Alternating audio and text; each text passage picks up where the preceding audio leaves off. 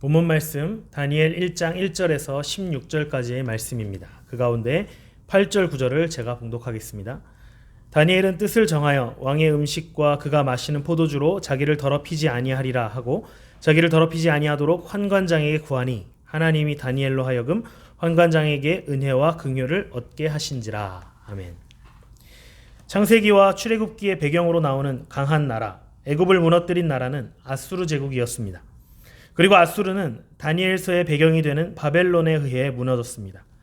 이후 바벨론 제국은 메데 바사 제국에 의해 그 힘을 넘겨주게 되며 메데 바사는 헬라 제국에 의해 그 역사를 마감했습니다. 그리고 헬라 제국 이후로는 신약 성경의 배경이 되는 로마 제국으로 그 흐름이 넘어갔습니다. 아수르, 바벨론, 메데 바사, 헬라, 로마로 이어지는 이 역사의 흐름을 보면서 우리가 명심해야 할 사실이 있습니다. 첫째는 모든 역사의 중심에는 하나님의 주권적 섭리가 있다는 사실입니다. 시간이 흐르고 시대가 변하면서도 변하지 않는 한 가지는 이 역사의 흐름이 택자 구원 역사라는 것입니다. 하나님께서는 당신의 자녀들을 구원하시고 그들에게 복을 주시며 또 그들을 통해 영광을 받아오셨습니다. 둘째로 우리는 역사의 흐름을 통해 이 세상에 영원한 권세는 없다는 것을 분명하게 인식할 수 있어야 합니다. 세상의 권력과 세상의 권세는 결코 영원하지 않습니다. 흥했던 나라, 흥했던 사람이 영원히 그 자리를 지킬 수는 없는 법입니다. 인간은 유한하기에 언젠가는 그 생명이 다하게 되고 아무리 강한 나라라 할지라도 더 강한 나라에 의해 무너질 수밖에 없습니다. 그러나 아무리 시대가 변하고 강산이 변해도 영원히 변하지 않는 나라가 있습니다. 그것은 바로 하나님 나라입니다. 이 사실을 우리는 굳게 믿어야 합니다. 다니엘서의 첫 배경은 애굽을 무너뜨린 아수르 제국 이후 세계의 패권을 장악한 바벨론이 흥할 때입니다.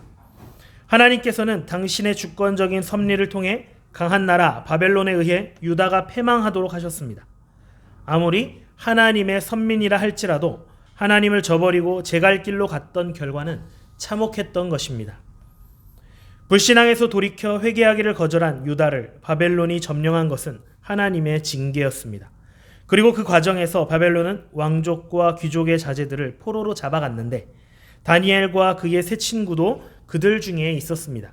본문 1절에서 4절에 유다 왕 여호야김이 다스린 지 3년이 되는 해에 바벨론 왕 느부갓네살이 예루살렘에 이르러 성을 에워쌌더니 주께서 유다 왕 여호야김과 하나님의 전 그릇 얼마를 그의 손에 넘기심에 그가 그것을 가지고 신할 땅 자기 신들의 신전에 가져다가 그 신들의 보물 창고에 두었더라. 왕이 환관장 아스부나스에게 말하여 이스라엘 자손 중에서 왕족과 귀족 몇 사람 곧 흠이 없고 용모가 아름다우며 모든 지혜를 통찰하며 지식에 통달하며 학문에 익숙하여 왕궁에 설 만한 소년을 데려오게 하였고 라고 했습니다. 여호야김은 주전 608년 남왕국 유다의 왕이 되었는데 그의 본래 이름은 엘리야김이었습니다. 주전 609년 요시야 왕이 애굽과의 전투에서 죽자 그의 뒤를 이어 아들 여호아하스가 왕위에 올랐지만 겨우 3개월 만에 애굽 왕에 의해 폐위되고 바벨론으로 끌려가 죽게 됩니다. 당시 애굽 왕은 요시야의 또 다른 아들인 엘리야김을 왕으로 세우고 이름을 여호야김으로 바꾸었던 것입니다.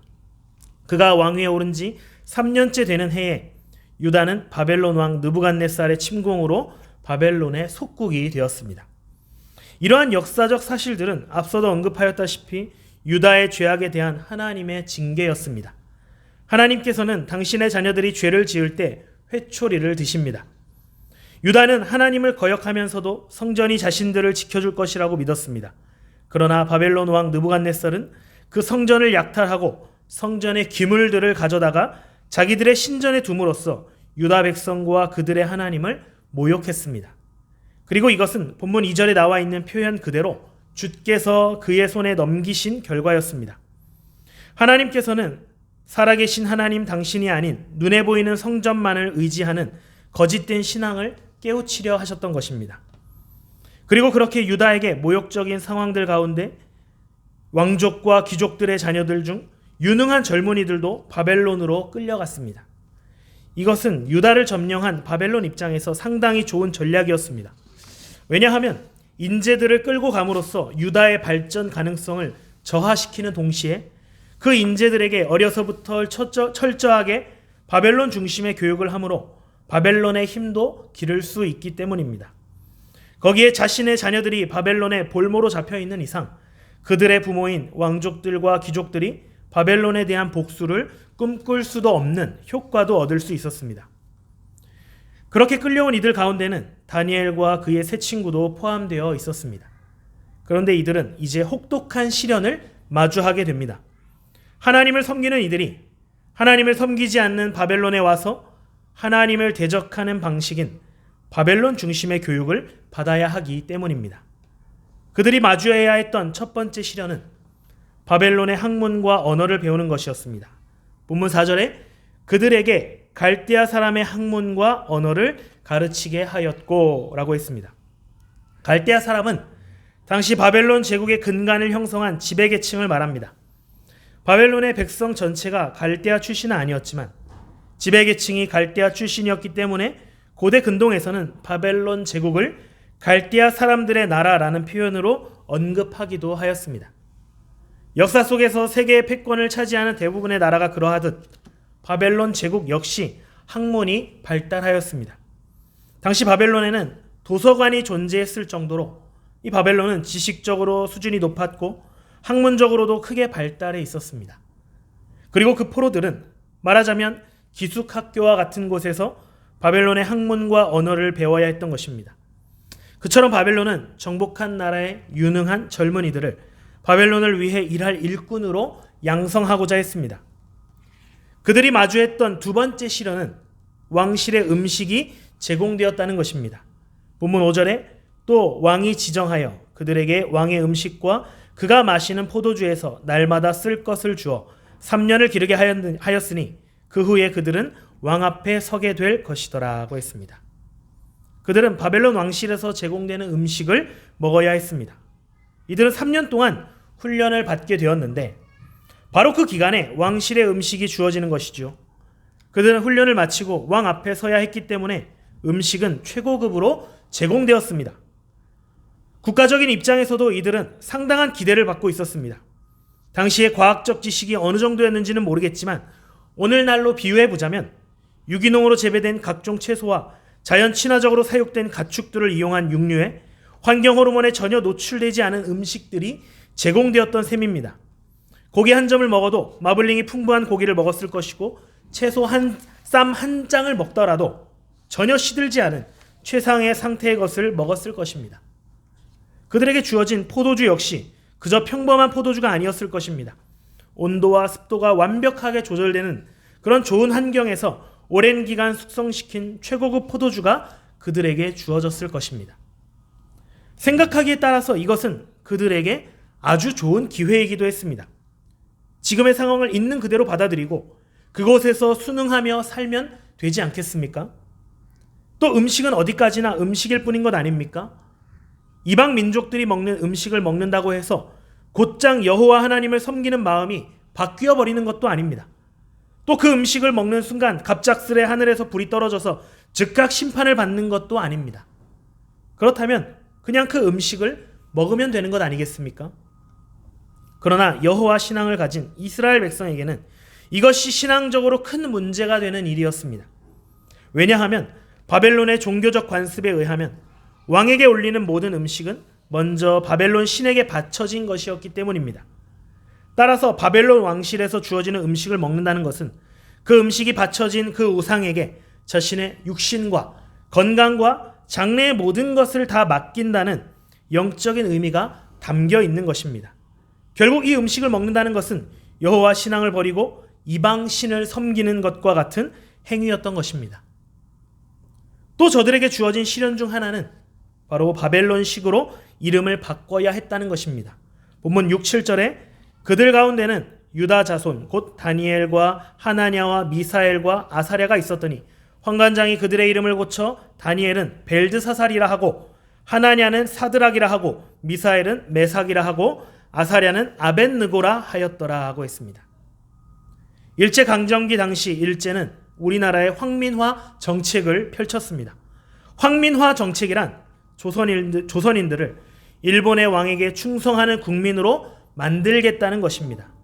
당시 일제는 황민화 정책과 함께 우리의 민족 의식을 없애는 민족 말살 정책도 추진했는데 그 내용은 우리 말과 글을 사용하지 못하게 하고 우리 역사를 가르치지 못하게 했으며 일본의 왕에게 충성을 다짐하는 황국 신민의 서사를 외우게 하고 일본 왕실의 조상을 모신 신사에 참배하도록 하는 것이었습니다. 이때 창씨 계명이 이루어졌습니다. 성과 이름을 일본식으로 바꾸는 이 창씨 계명을 하지 않을 경우 일제는 여러 가지 불이익을 주었습니다. 사람의 이름에는 아주 깊은 뜻이 담겨 있죠. 그 사람이 장차 어떤 사람으로 자라나기를 기대하는 부모의 마음이 담겨 있기도 하고 가족 대대로 내려오는 어떤 심오한 의미가 있을 수도 있습니다.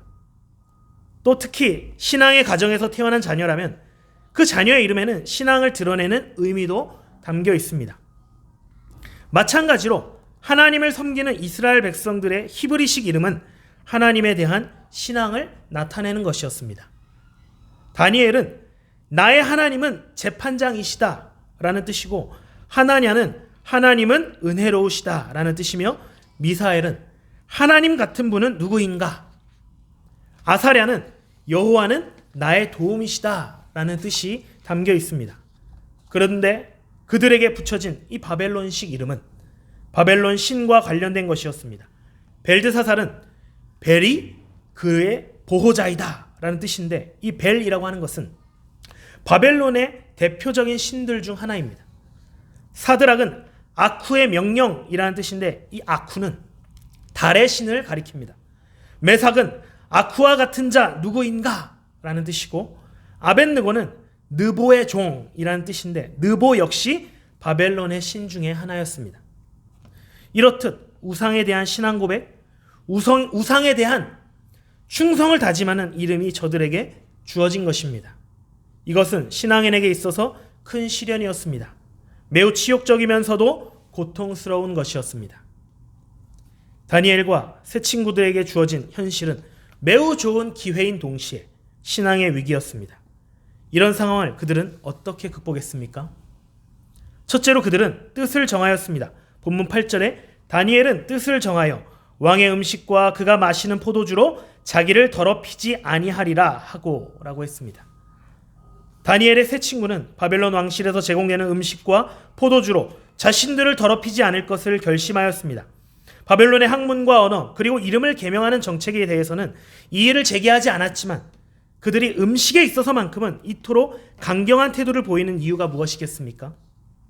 그것은 바로 앞서도 언급했다시피 왕실에서 제공되는 음식은 우상에게 바쳐진 것들이며 그 음식을 먹는다는 것은 우상에게 자신의 육신을 맡기고 우상에게 헌신을 다짐하는 영적인 의미가 담겨 있기 때문입니다. 이런 음식을 먹는 것은 단순히 이방의 문화와 언어를 배우는 것과는 차원이 전혀 다른 문제였습니다. 그러나 분명한 것은 당시 다니엘과 세 친구는 어디까지나 포로였다는 사실입니다. 그들이 무엇인가를 정한다고 해서 마음대로 할 수 있는 상황은 결코 아니었습니다. 더욱이 왕이 지정한 것을 거부한다는 것은 그야말로 생명을 걸어야 할 수도 있는 상황입니다. 심지어 앞으로 왕실에서 살아남기 위해서는 왕실의 음식을 거부하기는커녕 더 열심히 잘 먹어서 남들보다 좋은 건강 상태를 유지하는 것이 나아 보이기도 합니다. 어떤 면에서 보면 이러한 상황은 저들에게 좋은 기회일 수도 있지 않겠습니까? 내가 잘못해서 나라를 빼앗긴 것도 아니고 나 한 명이 여기에서 어떤 행동을 한다 해서 당장 상황이 바뀔 것 같지도 않고 적어도 지금 나에게 있어서 조국은 내가 발을 딛고 서 있는 이 바벨론이니 나라에 충성하며 열심히 살아야겠다라고 생각할 수도 있지 않겠습니까? 그러나 자신의 부귀영화를 위해 영혼을 팔아먹을 수는 없는 것입니다.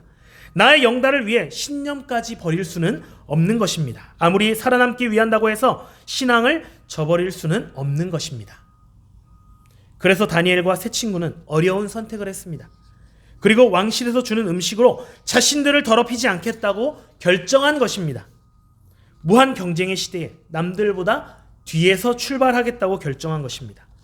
또 그러한 선택으로 인해 어떤 불이익이 주어질지도 모름에도 그 불이익을 감수하겠다고 결정한 것입니다. 그리고 다니엘은 마음에 정한 뜻을 실천하기에 이르렀습니다. 본문 8절에 다니엘은 자기를 더럽히지 아니하도록 환관장에게 구하니? 라고 했습니다. 마음의 뜻을 품는 것과 그것을 실천으로 행동하는 것은 또 다른 문제입니다. 누구나 다 다니엘과 같은 생각을 할 수는 있습니다. 그러나 그것을 실천하는 것은 매우 어려운 일입니다. 그런데 다니엘은 환관장에게 찾아가서 제공된 음식을 먹지 않게 해달라고 요청했습니다.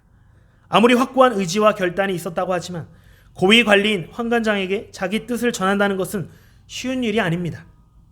사실 환관장 입장에서는 이 같은 보고를 들었을 때 자신의 선에서 이 요청을 거절하든지, 그래도 다니엘의 뜻을 굽히지 않으면 윗선에 보고하여 다니엘과 세 친구를 처단하면 그만일 것입니다. 그러함에도 그는 환관장에게 나아가서 자신의 정한 뜻을 전달하였습니다. 그런데 여기에서 하나님의 은혜가 나타났습니다. 환관장이 다니엘을 긍휼히 여긴 것입니다. 본문 9절에서 10절에 하나님이 다니엘로 하여금 환관장에게 은혜와 긍휼을 얻게 하신지라. 환관장이 다니엘에게 이르되 내가 내 주 왕을 두려워하노라. 그가 너희 먹을 것과 너희 마실 것을 지정하셨거늘 너희의 얼굴이 초췌하여 같은 또래의 소년들만 못한 것을 그가 보게 할 것이 무엇이냐. 그렇게 되면 너희 때문에 내 머리가 왕 앞에서 위태롭게 되리라 하니라 고 했습니다. 사실 다니엘은 엄청난 도발을 한 것입니다. 왕실의 지시를 거부하고 자신의 방식대로 자신의 마음대로 하겠다는 것이지 않습니까? 그러나 하나님께서는 환관장의 마음을 주장하사 다니엘이 그에게 은혜와 긍휼을 얻게 하셨습니다. 환관장은 다니엘에게 자초지종을 설명했습니다. 환관장의 입장에서는 포로들을 잘 먹여야 할 의무가 있었습니다. 그런데 만일 다니엘과 세 친구가 다른 소년들보다 음식을 잘 먹지 못하여 안색이 좋지 않다면 환관장 본인이 위태로워진다는 것이었습니다. 이렇듯 만일 다니엘의 제안대로만 한다면 환관장이 위험해지는 상황이었습니다.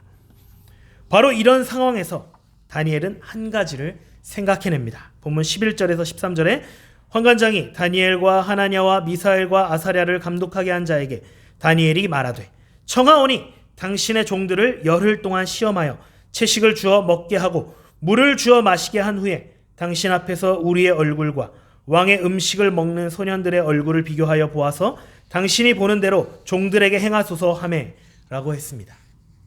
다니엘은 환관장이 세운 감독자를 찾아갔습니다. 그리고 그에게 간청합니다. 열흘 동안 자신들에게 채식과 물만 먹게 하라는 것입니다. 그리고 그 후에 어떻게 되는지 얼굴을 본 후 그 다음에 마음대로 행하라고 했습니다. 이것은 하나님께서 주신 지혜이자 다니엘의 믿음이었습니다. 사실 채식과 물만 먹은 사람과 왕실의 그 좋은 음식들을 공급받은 사람이 건강 상태를 비교한다면 어떤 결과가 나오겠습니까?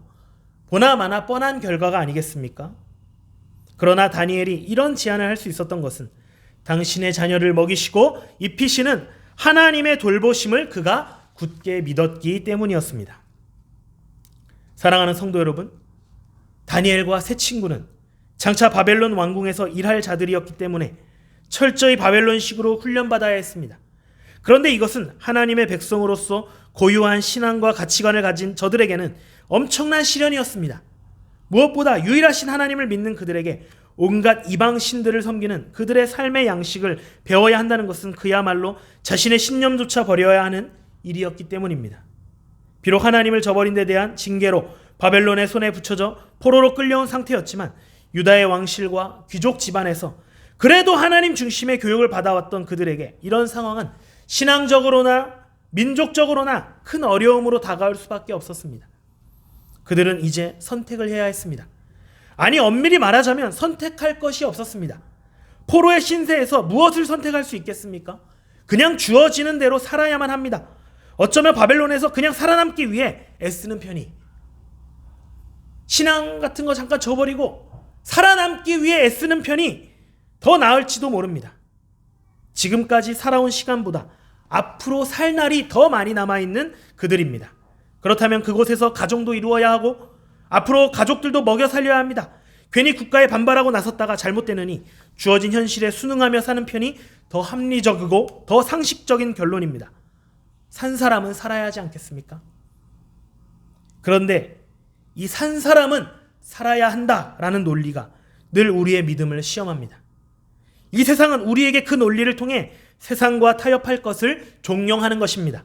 바벨론에서 학문을 배우고 언어를 배우고 문화를 익히고 이름도 바벨론 우상들을 숭배하는 식으로 바꾸는 것도 모자라 이제 바벨론 우상에게 바쳐진 음식까지 먹으면서 그 우상에게 나의 육신과 나의 건강과 나의 모든 것을 맡긴다는 신앙 고백까지 해버리면 그 다음은 이제 무엇이 그들을 기다리고 있겠습니까?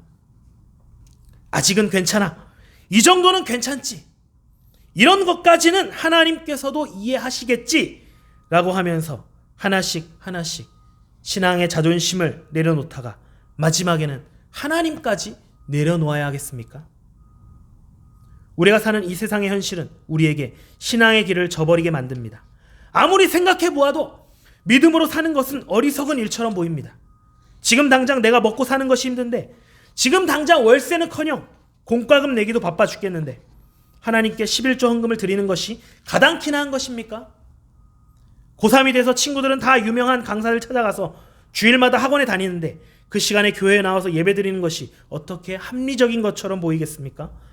방학이면 어떤 부모들은 대출까지 받아가면서 자녀들을 외국으로 영어 캠프 보내기 바쁘다는데 내 자녀들도 다른 친구들에게 뒤처지지 않을까 염려되지 않습니까?